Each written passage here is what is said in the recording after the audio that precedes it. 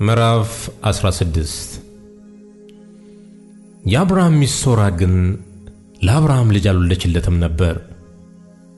ስሟ አጋር የተባለ ግብፃዊት ባሪያም ነበረቻት።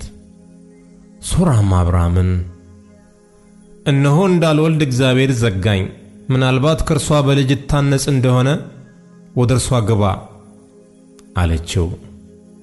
አብርሃምም የሶራን ቃል ሰማ። አብርሃምም በከነዓን ምድር 10 ዓመት ከተቀመጠ በኋላ የአብርሃም ሚስት ሶራ ግብፃዊት ባሪያዋን አጋርን ወስዳ ለባሏ ለአብርሃም ሚስት ሆነው ዘንድ ሰጠችው። እርሱም ወደ አጋር ገባ፣ አረገዘችም። እንዳረገዘችም ባየች ጊዜ እመቤቷን ባይኗ አቃለለች። ሶራም አብርሃምን መገፋቴ ባንተ ላይ ይሁን፣ እኔ ባሪያዬን በብብትህ ሰጠው።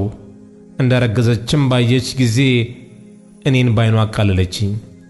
እግዚአብሔር በእኔና በአንተ መካከል ይፍረድ አለችው። አብርሃምም ሶራን እነሆ ባሪያሽ በእጅሽ ናት፣ እንደወደድሽ አድርጊባት አላት። ሶራም ባሰቃየቻት ጊዜ አጋር ከፊቷ ኮበለለች። የእግዚአብሔር መልአክም በውሃ ምንጭ አጠገብ በበረሃ አገኛት። ምንጩም ወደ ሱር በምትወስድ መንገድ አጠገብ ነው። እርሱም የሶራ ባሪያ አጋር ሆይ ከወዴት መጣሽ? ወዴትስ ትሄጃለሽ? አላት። እርሷም እኔ ከመቤቴ ከሶራ የኮበለልኩ ነኝ አለች።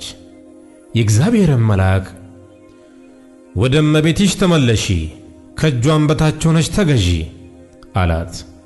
የእግዚአብሔር መልአክም ዘርሽን እጅግ አበዛለሁ፣ ከብዛቱም የተነሳ አይቆጠርም አላት። የእግዚአብሔር መልአክም አላት እነሆ አንቺ ጸንሰሻል፣ ወንድ ልጅንም ትወልጃለሽ፣ ስሙንም እስማኤል ብለሽ ትጠሪዋለሽ። እግዚአብሔር መቸገርሽን ሰምቶአልና። እርሱም የበዳ አህያን የሚመስል ሰው ይሆናል። እጁ በሁሉ ላይ ይሆናል፣ የሁሉም እጅ ደግሞ በእርሱ ላይ ይሆናል። እርሱም በወንድሞቹ ፊት ሁሉ ይኖራል።